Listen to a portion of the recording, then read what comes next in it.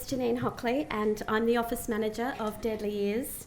We're an ear and hearing health program for Aboriginal and Torres Strait Islander children, and I'm so pleased to be here today to tell you my story to reflect on the CHQ value of respect. And in doing so, I'd like to acknowledge the traditional owners of the land that we are meeting on today and to pay my respects to elders past, present and future. Deadly Ears is a multidisciplinary program with a diverse multicultural workforce. We work to and educate others in a culturally responsive practice as a healthcare service. We foster a strong team environment, and it's this culture of mateship and teamwork that my story represents today. And I was really thrilled when I noticed the little card that was on my chair around respect, and that the children had reflected that by drawing a picture of people playing football. Because my story is about football today. I come from an AFL mad family. My grandfather, my brother, my son have all played the game at the highest levels. And my middle child, who is a daughter, she's nearly 28 years of age, but her name is Sharon and she's named after the ball.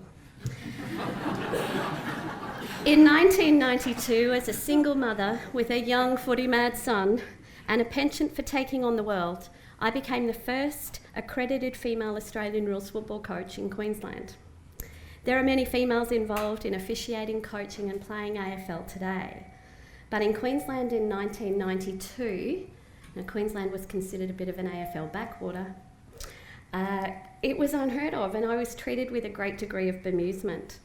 But I genuinely love football, and my knowledge, passion and excitement for the game soon shone through.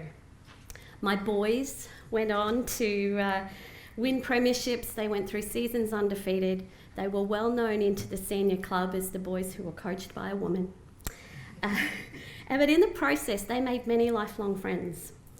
And I had lots of dads who were prepared to stand cones for me at training, and I think I had the best oranges for three-quarter time and jersey washing roster in the competition.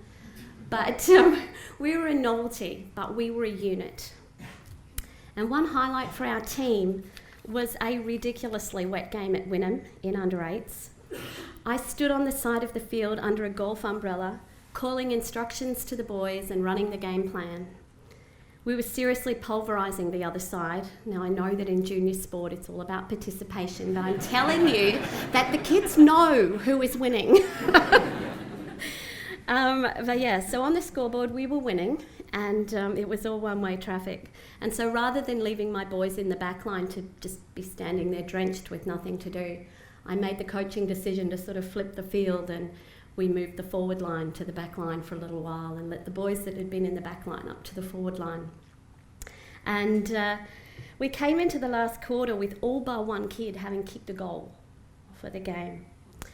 At three-quarter time huddle, there was one topic of conversation, and that was give the ball to Adam. I need to just tell you that Adam was a wee, round little thing. He was not built for football, but he loved it. His mates played and he came. He was short and sweet and awkward.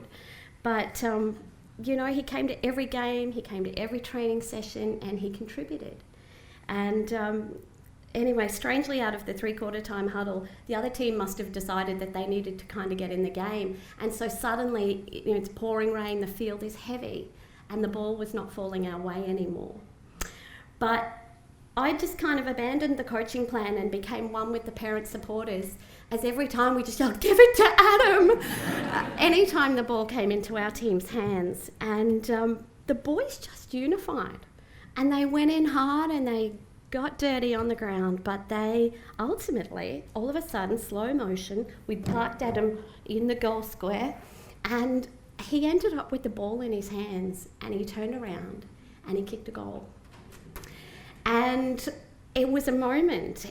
The boys came from everywhere. They were slapping him on the back. Adam's mother was crying. We were all cheering. Even the opposition parents understood what had happened, and it was just a fabulous moment. And I still come into contact with some of these young men now. They're in their early 30s. And when we reminisce about the time that they were coached by a woman, this story still comes up. And to me, it's about the fact that we pulled together, we had a common goal, and that we achieved something. And I've got heaps and heaps of footy anecdotes, but this story epitomises for me the ethos of pulling together, working with a single focus, and kicking goals in this business, regardless of size, individual ability, or climate. It's about collective ability. It's about what we do together. It's about respect.